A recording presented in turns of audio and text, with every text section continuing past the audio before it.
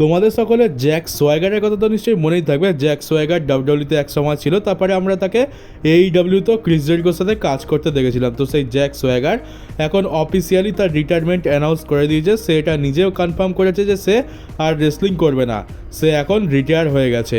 আর কালকের ভিডিওতে আমি তোমাদেরকে রোমান রিলেটেড একটা নিউজ দিয়েছিলাম। তো সেইটা ছিল যে এমনটা বলেছিলাম যে সেপ্টেম্বর মাসের 26 তারিখে রোমানের শুটিং শেষ হবে। তো ওটা আমার একটু মিস্টেক হয়ে গেছে, আমি ওটা অত খেয়াল করিনি।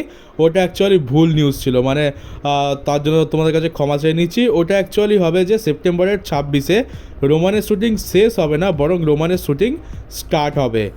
সেপ্টেম্বরের পরে আমরা রোমানকে আর দেখতে পাবো না।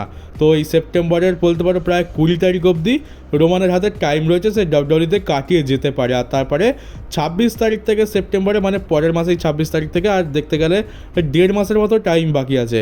তো সেখান থেকে রোমান পুরো বিজি হয়ে যাবে, সে তার সিনেমার কাজে ব্যস্ত হয়ে যাবে। তারপর আমরা রোমানকে আর দেখতে পাবো না, ও তখনই টাইম অফটা নেবে। তো এটা একদিক দিয়ে ভালো হলো আর খারাপ হলো। ভালো কোন দিক দিয়ে হলো যে এখন আমরা প্রায় 1.5 মাস রোমানকে দেখতে পেতে পারি। আর খারাপ হলো যে সেপ্টেম্বরের পরে যেহেতু শুরু হবে, তো শুটিংয়ের কাজ তো খুব ভালো করে জানো কীরকম হয়। কখনো 1 মাস চলে, কখনো 2 মাস চলে। আবার যদি মেন ক্যারেক্টার কোনো বড় ক্যারেক্টার হয় আর কোনো বড় মুভি হয়, তাহলে 5-6 মাসও চলতে পারে। আর এবারে হচ্ছে সেপ্টেম্বরের পরেই অক্টোবর আর নভেম্বর চলে আসছে, মানে ওই 2 মাসের মধ্যেই আমরা ওয়ার গেমস দেখতে পাবো। আর ওই 2 মাস যদি রোমান শুটিংয়ের কাজে বিজি থাকে, তাহলে ওয়ার গেমসের স্ট্যাটাসটা একটু বলতে পারো যে কনফিউজিং হয়ে যাচ্ছে, মানে আসবে কি আসবে না এটা বলা একটু মুশকিল হয়ে যাচ্ছে। যদি সেই সময় সে শুটিংয়ের কাজে ব্যস্ত থাকে, তাহলে মেবি হয়তো আমরা তাকে নাও দেখতে পেতে পারি, কারণ শুটিংয়ের কাজ 2 মাস তো চলেই থাকে। তবে যদি সব কিছু ঠিক থাকে, শুটিংয়ের কাজ তার আগেই শেষ হয়ে যায়, কিংবা তার শুটিং চলাকালীন মাঝখানে যদি টাইম বের করে রোমান আসতে পারে, তাহলে আমরা ডেফিনেটলি রোমানকে দেখতে পাবো। তো ওটা তো পরের কথা, আমরা ওটা না হয় 2 মাস পরেই না হয় ভাববো। আপাতত এখন কি হতে চলেছে সেটা নিয়ে কথা বলা যাক। তো কালকের ভিডিওতে আমি তোমাদেরকে আরও একটা জিনিস বলেছিলাম যে রোমানকে আগস্ট মাসের 18 তারিখের রতে অ্যাডভার্টাইজ করা রয়েছে, তো সেখানে সে আসবে। এবার সেটা হবে কি হবে না সেটা তো পরের কথা, মানে বিশ্বাস তো খুব একটা হয় না। ডাব্লিউডব্লিউ অনেকবার এরকম মিথ্যা অ্যাডভার্টাইজ করে, কিন্তু এখন মনে হচ্ছে যে হ্যাঁ ডেফিনেটলি রোমান আসবে। কারণ হচ্ছে যে স্টোরি লাইন এখান থেকে কন্টিনিউ হবে কিছুদিনের জন্য। রোমানকে শুধুমাত্র 18 তারিখের রয়ের এপিসোডের জন্য নয়, বরং তার পরের যে রটা হবে, যেটা আমরা ইউরোপ থেকে দেখতে পাবো, সেই রতেও তাকে অ্যাডভার্টাইজ করা আছে অফিসিয়ালি। ওই রটা ইংল্যান্ড থেকে হতে চলেছে। তো রোমানকে পরপর 2টো স্ম্যাকডাউনের এপিসোডে, স্ম্যাকডাউনের রয়ের এপিসোডে অ্যাডভার্টাইজ করা আছে। আর এটা তো এমনি হবে না, নিশ্চয়ই রোমান আসবে। আর এমনটা র্যাসেল ভোটসের তরফ থেকে নিউজ এসছে যে রোমানকে আমরা ক্ল্যাশ ইন প্যারিসে দেখতে পাবো। ক্ল্যাশ ইন প্যারিসে তার একটা ম্যাচ হবে, সম্ভবত Seth Rollins versus CM Punk versus L নাইটের মধ্যে যে ট্রিপল থ্রেট ম্যাচটা আমরা ভেবে রেখেছিলাম, সেইখানে রোমান অ্যাড হয়, ওটাকে ফেটাল 4-ওয়ে ম্যাচ বানাবে। আর ওই ম্যাচের বিল্ড আপ করার জন্যই এই 2টো রয়্যাল এপিসোডের জন্য তাকে অফিসিয়ালি অ্যাডভার্টাইজ করা আছে। তার মানে আমরা ক্ল্যাশ ইন প্যারিস পর্যন্ত রোমানকে দেখতে পাচ্ছি। আর তারপরে আরও কিছু সময় রোমানের হাতে থাকবে, এবার সেখানে সে আসবে কি আসবে না সেটা তো ক্ল্যাশ ইন প্যারিসেই আমরা জানতে পারবো। তবে এখন আমার তো পুরো কনফার্ম মনে হচ্ছে যে রোমানকে আমরা ক্ল্যাশ ইন প্যারিসে একটা ম্যাচ লড়তেও দেখতে পাবো। তো যাকে এটা দেখে ভালো লাগলো যে সামার স্ল্যামের পরে মার্কেসে ব্রেক নিয়ে নেয়নি, আমরা কিছুদিন তাকে আরও দেখতে পাবো। তো স্টোরি লাইন একটু কন্টিনিউ হচ্ছে, এটাই যা ভালো কথা। আর দ্য আন্ডারটেকার তার একটা থট শেয়ার করেছে। সে বলে আমি এখনকার জেনারেশনের যে সমস্ত রেসলাররা রয়েছে তাদেরকে দেখে খুবই ডিসঅ্যাপয়েন্ট হই, কারণ এরা কী করে যে যখন র, স্ম্যাকডাউন কিংবা প্রিমিয়াম লাইভ ইভেন্ট হয়, সেই শো চলাকালীন এরা ব্যাক স্টেজেতে রেসলিং না দেখে টিকটক ভিডিও বানায়। এদের মানে রেসলিংয়ের কোনো প্যাশানই নেই, এরা টিকটক ভিডিও বানাতে আর সোশ্যাল মিডিয়াতে ফটো ছাড়তে ব্যস্ত। আমরা আমাদের যুগে কী করতাম, বাকি ম্যাচেসগুলো যেগুলো চলছে এরিনার মধ্যে সেগুলো দেখতাম, কিংবা অন্য কোনো ম্যাচেস আমরা রেকর্ড করা থাকতো সেগুলো দেখতাম। আমরা রেসলিংয়ের সময় শুধু রেসলিংই করতাম, যেটুকু সময় আমরা কাজ করতে আসি সেটুকু সময় তো কাজ করা উচিত। কিন্তু এখনকার জেনারেশন তো একদম আলাদা দিকে চলে গেছে। তো এটা আন্ডারটেকারের কাছে একটু ডিসঅ্যাপয়েন্টিং। তারা যেভাবে কাজ করে এসছে এখন আর সেভাবে হয় না। এখন আমরা রেসলারদের রেসলিং রিংয়ের থেকে বেশি সোশ্যাল মিডিয়াতেই বেশি দেখতে পাই। আর তাও সেখানে তারা কী করছে, রিলের মধ্যে নাচছে। আমরা সিএম পাঙ্কেই তো প্রায় দেখে থাকি, সে রক্সিন, রিয়া রিপ্লি, লিম মর্গান এদের সাথে কী করছে, টিকটক ভিডিও বানাচ্ছে আর সেখানে নাচছে। আর আমরা খুব তাড়াতাড়ি এনএক্সটি ওমেন্স ডিভিশন থেকে একটা কল আপ দেখতে পাবো মেন রস্টারে। তো NXT north American women's north American champion যে আছে, এর নাম হচ্ছে সোল রুকা, এরকমই কিছু একটা শুনেছিলাম, নামটা আমার মনে নেই, তবে যত সম্ভব সোল রুকা রুকাই হবে। তো এই সোল রুকাকে ডাব্লিউডব্লিউই খুবই পছন্দ হয়েছে, তার কাজ খুব ভালো লেগেছে, ডাব্লিউডব্লিউই তাকে খুব তাড়াতাড়ি মেন রস্টারে নিয়ে চলে আসবে এমনটা কথাবার্তা চলছে। আর এই ক্ল্যাশ ইন প্যারিসে তো আমরা একটা পেটাল 4-way ম্যাচ দেখতে পেতে চলেছি। তো এর মানে কি এইটা যে আমরা কি রোমান ভার্সেস সেথের একটা সিঙ্গেলস ম্যাচ দেখতে পাবো না? তো এমনটা নয়। তো র্যাসেল বোর্ডস বলছে যে এটা 100% গ্যারেন্টি রয়েছে যে আমরা ভবিষ্যতে একটা প্রিমিয়াম লাইভ ইভেন্ট বা কোনো একটা বড় শোতে রোমান ভার্সেস সেথ রলিন্সের একটা সিঙ্গেলস ম্যাচ দেখতে পাবোই পাবো। ডাব্লিউডব্লিউই এটা করাবেই অবশ্যই। তো এটা একদম প্রায় বলতে পারো যে একটা লকড ম্যাচ, মানে এটা হবেই হবে, আজ নয়তো কাল। আর আমার তো মনে হচ্ছে পরের বছর রেসলমেনিয়াতে আমরা এই ম্যাচটা দেখতে পেতে পারি। আর এই ডাব্লিউডব্লিউইর আনরিয়াল যে ডকুমেন্টারিটা বেরিয়েছে এইটা নিয়ে র্যান্ডি অর্টন একদমই খুশি নয়। র্যান্ডি অর্টন এটা পছন্দ করছে না যে ডাব্লিউডব্লিউই সব কিছু রিভিল করে দিচ্ছে। মানে কেপ ফেবের তো পুরো ব্যান্ড বেজে গেছে, কেপ ফেবের এখন আর কোনো মানে নেই, সবাই সব কিছু জেনে যাচ্ছে। তো র্যান্ডি অর্টনের এই আইডিয়াটা খুব একটা পছন্দ নয়। আর আমাদের আন্ডারটেকার তো কেপ ফেবকে অ্যালাইভ রাখার জন্য তার পুরো জীবনই কাটিয়ে দিয়েছে পুরো আন্ডারটেকারের ক্যারেক্টারে। আর শেষ পর্যন্ত আমরা আনরিয়াল ডকুমেন্টারি দেখতে পেয়ে গেলাম। আর এখন তো ওইসব কেপ ফেবের কোনো ভ্যালুই নেই, আর সবাই জানে যে কি চলছে না চলছে।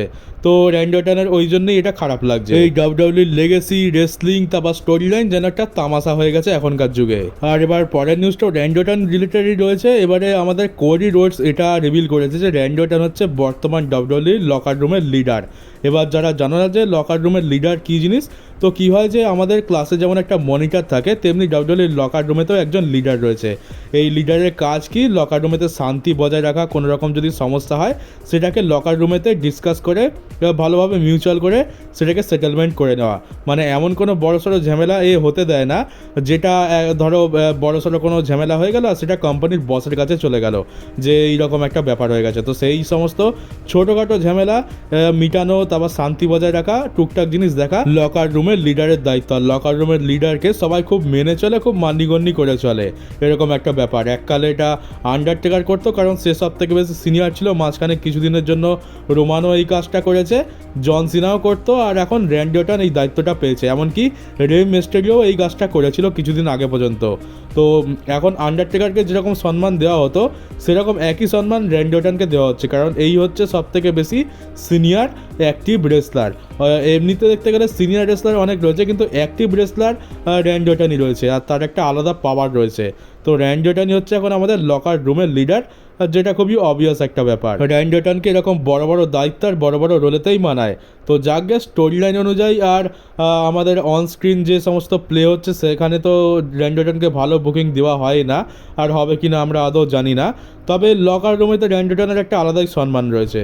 আর এবার ফাইনালি ক্যারিয়ান ক্রস রিলেটেড একটা ভালো নিউজ সামনে এসছে। তো ডেভ ম্যারিজার এমনটা বলছে যে ডাব্লিউডব্লিউই ক্যারিয়ান ক্রসকে একটা নতুন কন্ট্রাক্ট অফার করেছে, যার মানে হচ্ছে যে ক্যারিয়ান ক্রস আর কোথাও যাবে না, সে ডাব্লিউডব্লিউইতে থাকবে।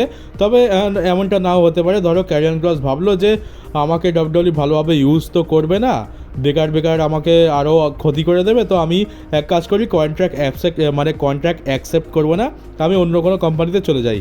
তো সেটাও চাইলে সে করতে পারে, কিন্তু চান্স এটা বেশি লাগছে যে ক্যারিয়ান ক্রস ডাব্লিউডব্লিউইতেই থেকে যাবে। আর ডাব্লিউডব্লিউই এমনটা নয় যে ক্যারিয়ান ক্রসকে রাখতে চায় বলেই কন্ট্রাক্ট অফার করেছে। আসলে ট্রিপল এইচ খুব ভালো করে জানে যে ক্যারিয়ান ক্রস, মিজ আর আর-ট্রুথ এরা ফ্যান্সদের খুবই ফেভারেট। আর-ট্রুথের ক্ষেত্রে কী হয়েছিল আমরা তো দেখেই নিয়েছি, আর-ট্রুথকে রিলিজ করে দেওয়ার পর ট্রিপল এইচের ঘর থেকে বেরোনোর দায় হয়ে গেছিলো, এত অবস্থা খারাপ ছিল। তো ক্যারিয়ান ক্রস যেরকম সাপোর্ট পাচ্ছে, ক্যারিয়ান ক্রসকে যদি রিলিজ করে দেওয়া হয় তাহলে ট্রিপল এইচের আবার সেই অবস্থা হবে। সেই জন্য একটা ছোটোখাটো কন্ট্রাক্ট অফার করে দিয়েছে। ছোটোখাটো এই জন্য বলছি কারণ ক্যারিয়ান ক্রসকে ডাব্লিউডব্লিউই বেশি টাকা তো দেবে না, তাই নামমাত্র একটা কন্ট্রাক্ট অফার করেছে। বা যদি ক্যারিয়ান ক্রস যেটা অ্যাকসেপ্ট না করে বাইরে চলে যায় তাহলে ডাব্লিউডব্লিউই এরকম বলবে যে আমরা তো কন্ট্রাক্ট অফার করেছিলাম, ক্যারিয়ান ক্রস থাকেনি, এতে আমাদের কী দোষ, এরকম একটা ব্যাপার হয়ে যাবে।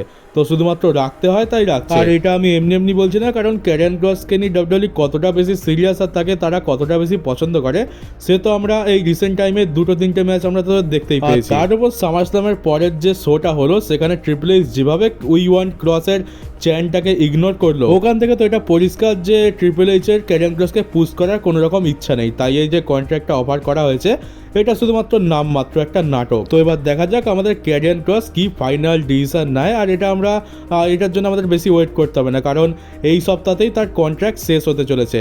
তো পরের সপ্তাহতেই আমরা জানতে পেরে যাবো যে কন্ট্রাক্ট অ্যাকসেপ্ট হয়েছে কি হয়নি। আর এই যে ESPN এর উপর ডাব্লিউডব্লিউই শিফট হতে চলেছে 2026 সালে, আর তার সাবস্ক্রিপশনের দাম করেছে ESPN চ্যাম্পিয়ন টোটাল হচ্ছে $30 প্রতি মাসে। তো ওইটার জন্য $30 তো নাকি অনেক বেশি হয়ে যাচ্ছে, ওইটার জন্য ফ্যান্সরা খুবই রেগে রয়েছে। আর এবার ডাব্লিউডব্লিউই সিইও নিক খান এমন একটা কথা বলেছে যেটা শুনে হাসবে না কাঁদবে বোঝা যাচ্ছে না। মানে আমাদের কিছু কিছু বন্ধু আছে তারা তো বলে থাকে যে ভাই তুই যদি আমাকে সত্যিকারের বন্ধু ভেবে থাকিস তাহলে তুই ভাই তোর কিডনি বেচে হলেও আমাকে টাকা দিবি। তো কিছুটা সেরকমই এখানে বলেছে। নিক খান বলছে যে ডাব্লিউডব্লিউইর ফ্যান্সরা যদি ডাব্লিউডব্লিউইকে সত্যিকারে ভালোবেসে থাকে তাহলে তারা $30 দিয়েও ডাব্লিউডব্লিউই দেখবে।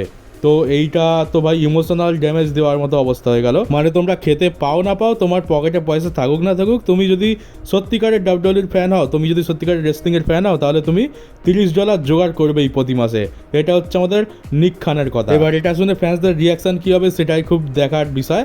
আর সাধারণত কী হয় যে ওখানে ওটিটি প্ল্যাটফর্মের সাবস্ক্রিপশান ওই থাকে কীরকম হয় $8 মতো। আমরা পিককের যে সাবস্ক্রিপশান আছে ওটা $8 প্রতি মাসে $8 দিতে হয়। মানে ওদের তুলনায় মানে ওদের কাছে ওটা $8। তো বুঝতেই পারছো আমাদের এখানে তো একটা ছোটোখাটো ওটিটি প্ল্যাটফর্মের সাবস্ক্রিপশান কিনতেও $200 কমে হয় না, আর ওদের ওখানে শুধুমাত্র $8 হয়ে যাচ্ছে। তো ওখানে $8 $10 এগুলোর ভ্যালু অনেক বেশি। আমাদের দেশে $10 তো কিছু হয় না, $10 একটা হাওয়ার প্যাকেট হয় যার মধ্যে 2-3টে চিপসও থাকে, আর ওদের দেশে $10 কিন্তু অনেক কিছু পাওয়া যায়। তো এই জন্যই তাদের এই রকম $8 যেখানে সাবস্ক্রিপশান থাকে সাধারণত ওটিটি প্ল্যাটফর্মে, সেখান থেকে হঠাৎ করে প্রতি মাসে যদি $30 তাদেরকে দিতে হয় তাহলে তো তাদের খারাপ লাগবেই, আর তারা তো এরকম রিয়াকশান দেবেই। আর আমরা এই শেষ এক মাসে কোডি রোডসের হিলটার নিয়ে তো অনেক রকম কথা শুনেছি, তবে এবার একটা ফাইনাল নিউজ এসছে যে এবারে কি হচ্ছে যে ডাব্লিউডব্লিউইর এখন কোডিকে কোনো রকমভাবে হিল বানানোর কোনো রকম প্ল্যান নেই, এমনকি ভবিষ্যতেও তাকে জোরপূর্বক কোনোভাবে হিল বানানো হবে না। যদি কোডির নিজের ইচ্ছা থাকে তাহলেই সে হিল হবে, না হলে সে ফেসই থাকবে। তার সামারস্ল্যামেতে যখন আমরা অত বড় একটা পার্সিং দ্য টর্চের মোমেন্ট দেখতে পেলাম, তারপরে তো আর তার এখন এই মুহূর্তে হিল হওয়ার কোনো রকম প্রশ্নই ওঠে না। তবে এই যে বলছে যে ভবিষ্যতে কোডি হিল হবে না, এটার উপরে আমি অতটাও বিশ্বাস করতে পারছি না, কারণ ভবিষ্যতে কি হবে না হবে সেটা কেউ গ্যারান্টি দিয়ে বলতে পারে না। ভবিষ্যৎ একদমই অনিশ্চিত, ভবিষ্যতে পরিস্থিতি অনুযায়ী ডিসিশন চেঞ্জ হয়েও যায়। তো কোডির হিল হওয়াটা খুব একটা বড় কিছু নয়, তবে এই মুহূর্তে আমার তো একদমই মনে হয় না যে কোডি খুব একটা সহজে হিল হবে। আর এমনিতেও ডাব্লিউডব্লিউই বড় বড় ফেস বানাতে পারে না, যদি ফেস বানিয়েও দেয় ক্রাউড তাকে সাপোর্ট করে না। আর সেখানে কোডি এত মানে ক্রাউডের সাপোর্ট পাচ্ছে, তাকে বড় ফেস বানানো হয়েছে। আর যদি সেই কোডিকেই হিল বানিয়ে দেওয়া হয় তাহলে তো আর বড় সড়ো কোনো অ্যাক্টিভ ফেস ডাব্লিউডব্লিউইতে থাকবেই না। আর কালকে স্ম্যাকডাউন মনে হচ্ছে খুবই ভালো হতে চলেছে। অনেকদিন পর হয়তো আমরা একটা ভালো স্ম্যাকডাউন দেখতে পাবো। কালকের জন সিনা আসছে, এটা অফিসিয়াল, আর জন সিনা যেহেতু আসছে তাই তোমরা আমাদের বিস্ট ইনকার্নেট ব্রক লেসনারকেও এক্সপেক্ট করতে পারো যে কালকের হয়তো আমরা ব্রক লেসনারকেও স্ম্যাকডাউনেতে দেখতে পেতে পারি। আর শুধুমাত্র ব্রক লেসনারের জন্যই ভাবছি যে কালকের স্ম্যাকডাউনটা লাইভই দেখবো আর হাইলাইট দেখবো না। তো দেখা যাক কালকে স্ম্যাকডাউনেতে কি হয়। তো চলো গাইজ, এই ভিডিওটা এই পর্যন্তই ছিল। কেমন লাগলো কমেন্ট বক্সে অবশ্যই জানিও। নতুন হয়ে থাকলে চ্যানেলটাকে সাবস্ক্রাইব করে নোটিফিকেশন বেলটিকে অবশ্যই অন করে দিও, পারলে ভিডিওটাকে শেয়ারও করে দিও। তো চলো দেখা হচ্ছে কালকে তোমাদের সাথে ডাব্লিউডব্লিউইর নতুন একটা নিউজ ভিডিওতে।